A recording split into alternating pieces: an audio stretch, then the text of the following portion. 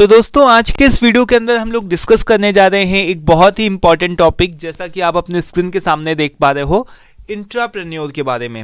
Intrapreneur क्या होता है और ये कैसे एंटरप्रेन्योर से डिफरेंट होता है, क्या इनके बीच में डिफरेंस होता है, इन सभी चीज़ों को हम लोग आज के ही इस वीडियो में डिस्कस करेंगे। सो इंट्राप्रेन्योर का मतलब क्या होता है, इसको जानने से पहले एक बार हम लोग देख लेते हैं जो हम लोग एंटरप्रेन्योर होता है उसका क्या मतलब होता है, ठीक है। सो दैट कि जो भी चीज़ें हों वो आपके सामने बहुत ही क्लियर हो। हालांकि मैंने एंटरप्रेन्योर के और एंटरप्रेन्योरशिप क्या होती है इन सभी चीज़ों से रिलेटेड अलग से भी वीडियो बना करके रखा हुआ है, ठीक है। लेकिन एक बार फिर से मैं यहाँ पर बता देता हूँ कि एंटरप्रेन्योर क्या होता है। सो अभी अगर हम इसकी प्रोनाउंसिएशन की बात करें ना, तो यहाँ पर देखो आप दो वर्ड देख पा रहे हो। इधर से मैं डिफरेंस पहले दिखा देता हूँ, ठीक है। हालांकि इसको हम लोग बाद में देखेंगे। ये देखो लिखा हुआ है, इसको हम लोग जो ई से स्टार्ट होता है ना, इसको हम लोग एंटरप्रेन्योर बोलते हैं, एंटरप्रेन्योर, ठीक है। और जब आई से स्टार्ट होता है ये होता है इंट्राप्रेन्योर, ठीक है। तो एंटरप्रेन्योर और इंट्राप्रेन्योर का क्या इनके बीच में कैसे क्या डिफरेंस होता है, इन सभी चीज़ों को भी अभी हम लोग डिस्कस करेंगे आगे के इसी वीडियो के अंदर,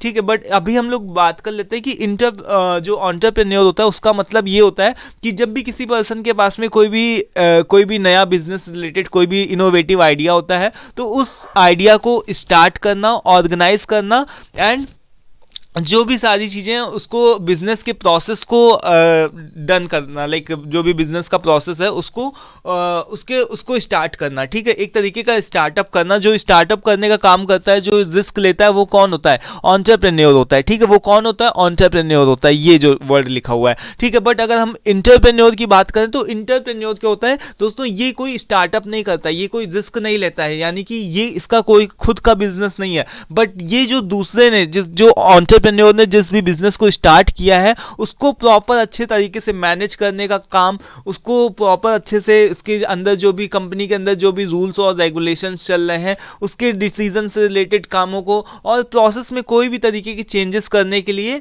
हम यहाँ पर इंट्राप्रेन्योर को, लाइक जो इंट्राप्रेन्योर होता है वो इसके लिए रिस्पॉन्सिबल होता है, ठीक है। तो समझ गए आप, यानी कि जो इंट्राप्रेन्योर है, जो हमारा आज का ये टॉपिक है, इंट्राप्रेन्योर जो है ये एक तरीके से आपका मैनेजर लाइक वर्क करता है, ठीक है। हम लोगों ने अभी कुछ दिन पहले मैनेजर और एंटरप्रेन्योर के बीच में डिफरेंस को क्लियर किया था। तो ये जो इंट्राप्रेन्योर है ना, ये it is just like a manager, ठीक है। एक तरीके से इसको अथॉरिटी दी जाती है एंटरप्रेन्योर की तरफ से कि आप पूरी प्रोसेस के लिए रिस्पॉन्सिबल हो, ठीक है। आपको एक तरीके से सारी चीज़ें आपको जो भी होते हैं कि सारे आपका ये डिपार्टमेंट है या फिर ये पूरी आपको कंपनी को, जैसे हम लोग देखते हैं ना सीईओ ऑफ द कंपनी, ठीक है। तो सीईओ क्या, लाइक उसकी कंपनी खुद की थोड़ी नहीं है, यानी कि उसने खुद तो नहीं क्रिएट करी होगी।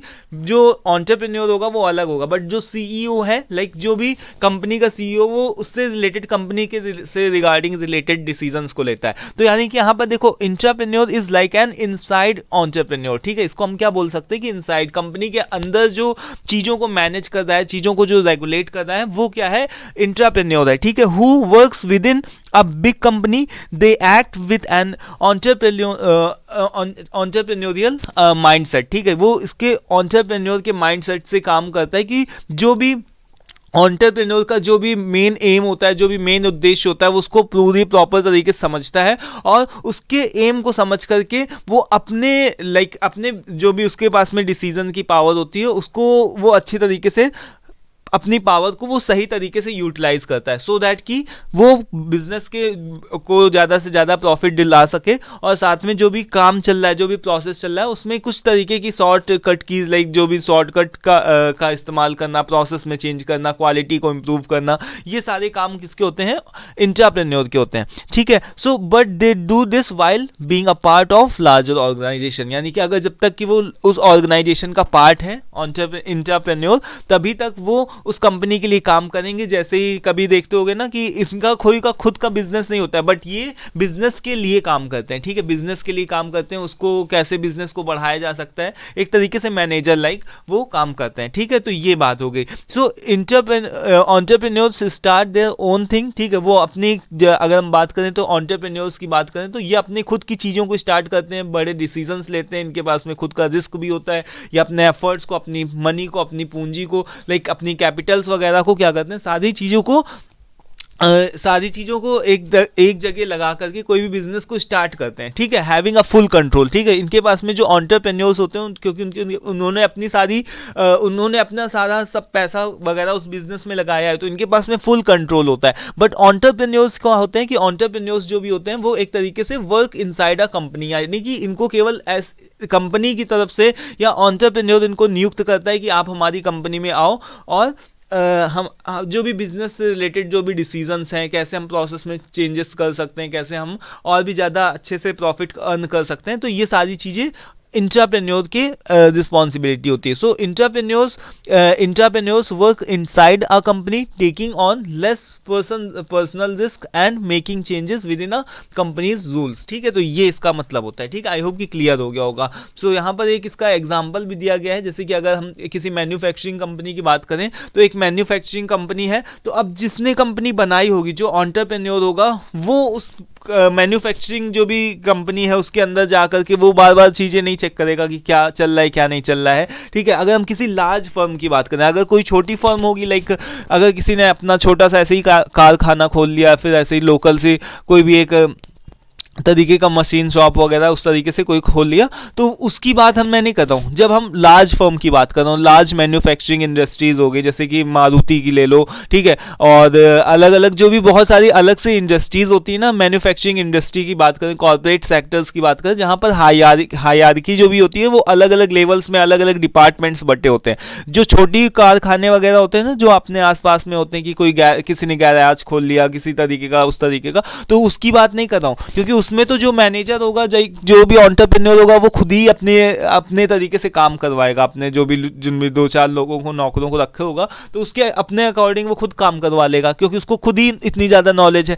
बट जो बड़ी फर्म होती हैं, बड़ी फर्म के अंदर हमको इंट्राप्रेन्योर्स को भी रखना पड़ता है, मैनेजर्स को भी रखना पड़ता है, सुपरवाइजर्स को रखना पड़ता है, देन एम्प्लॉयज़ को भी रखना पड़ता है। तो यहाँ पर हायरार्की सिस्टम ज़्यादा होता है मैन्युफैक्चरिंग, लार्जर मैन्युफैक्चरिंग कंपनी की मैं बात कर रहा हूँ, ठीक है। So this person notice an opportunity, अगर किसी मैन्युफैक्चरिंग कंपनी की अगर हम बात करें, तो कोई एक एम्प्लॉय है जो कि ऐसा मैनेजर लेवल पर है या फिर किसी इंट्राप्रेन्योर लेवल पर है, ठीक है, तो वो क्या कर सकता है, वो देख सकता है कि वो कोई अपने प्रोसेस में कोई नया चेंजेस कर सकता है, वो कोई नया प्रोसेस इंप्लीमेंट कर सकता है, जिससे कि और इफेक्टिव और इफिशिएंट असेंबली लाइंस और ज़्यादा अच्छे से वर्क करे, ठीक है, और ज़्यादा प्रोडक्शन होने लगे, और ज़्यादा क्वालिटी इंप्रूव हो जाए, या फिर कॉस्ट कटिंग हो जाए, ठीक है। तो इन सभी चीज़ों से रिलेटेड जो भी डिसीजंस लेता है वो एंटरप्रेन्योर लेता है बड़ी लार्ज फर्म के अंदर। So instead of sticking to a traditional method, this employee takes the initiative to research purpose and implement the new process।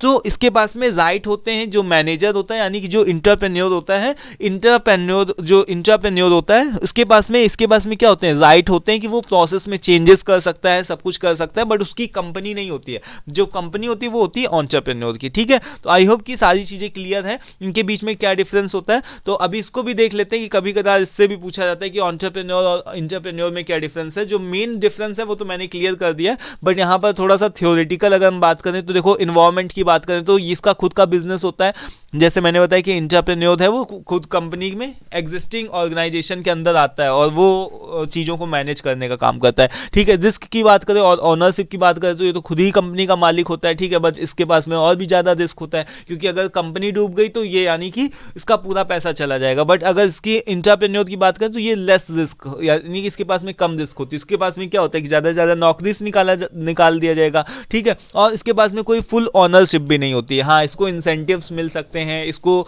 क्या हो सकता है कि इसको अवार्ड्स मिल सकते हैं, बट इसके पास में इसकी कोई खुद की ऑनरशिप नहीं होती कि हाँ भाई तुमको इतना % इतना दे दिया जाएगा, ठीक है। कोई पार्टनरशिप तो नहीं है, वो मैनेजर पे है, मैनेजर लेवल पे है, तो उसको इंसेंटिव दिए जाएंगे, उसको अच्छा और सैलरी इंक्रीज करी जाएगी, इस तरीके से उसको मोटिवेट किया जा सकता है। बट एंटरप्रेन्योर जो होता है वो उसका तो खुद ही का बिजनेस है, वो चाहे कितना भी कमा सकता है, ठीक है, उससे कितना भी अर्न कर सकता है। तो डिसीजन मेकिंग की अगर हम बात करें तो इसके पास में फुल कंट्रोल होता है, जबकि जो इंट्राप्रेन्योर होता है उसके पास में केवल उस चीज़ से रिगार्डिंग, वो कंपनी के प्रोफाइल से रिगार्डिंग डिसीजन ले सकता है कि कितना कंपनी को जो भी प्रोसेस है क्या चीज़ें उसमें क्या चेंजेस कर सकता है, जबकि जो एंटरप्रेन्योर होता है वो तो पूरे पूरे प्रोडक्ट को भी चेंजेस करने का डिसीजन रख सकता है। ठीक है, तो स्कोप ऑफ इम्पैक्ट की बात करें तो इसका स्कोप जो है वो काफ़ी बड़ा होता है। ठीक है, ये हर जगह मतलब पूरी इंडस्ट्री को चेंजेस करने का इसकी क्षमता होती है, बट इसके अंदर केवल ऑर्गेनाइजेशन के अंदर जो भी प्रोसेस हैं जिसके लिए वो काम कर रहा है,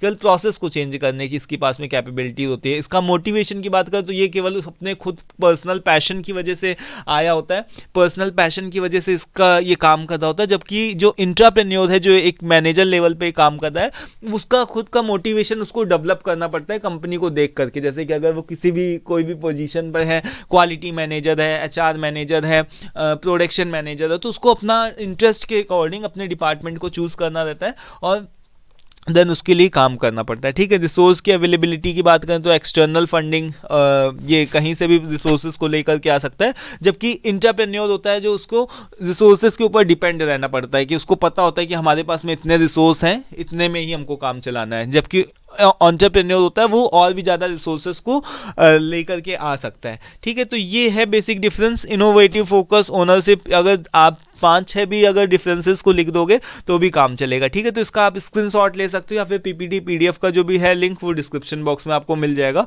नहीं सॉरी, आप व्हाट्सअप का नंबर मिलेगा, ठीक है, तो वहाँ से आप आ करके ले सकते हो। ठीक है, तो ये बेसिक डिफरेंस होता है एंटरप्रेन्योर और इंट्राप्रेन्योर के बीच में। ठीक है, सो आई होप कि सारी चीज़ें क्लियर हैं, कोई भी चीज़ का आप लोगों को कुछ भी डाउट नहीं रह गया है। ठीक है, नेक्स्ट वीडियो में हम लोग बात करेंगे टाइप्स ऑफ एंटरप्रेन्योर, कितने तरीके के एंटरप्रेन्योर्स होते हैं। वैसे तो काफ़ी लंबा टॉपिक, बट इसको बहुत ज़्यादा शॉर्ट में हम लोग डिस्कस करने की कोशिश करेंगे। ठीक है, नेक्स्ट वीडियो में। सो आज के इस वीडियो में इतना ही, मिलते हैं नेक्स्ट वीडियो में। Till then take care, thank you and bye bye. और साथ में कोई क्वेश्चन हो, कुछ क्वेरी हो तो आप लोग पूछ भी सकते हो, ठीक है, कमेंट बॉक्स में। तो थैंक यू वंस अगैन।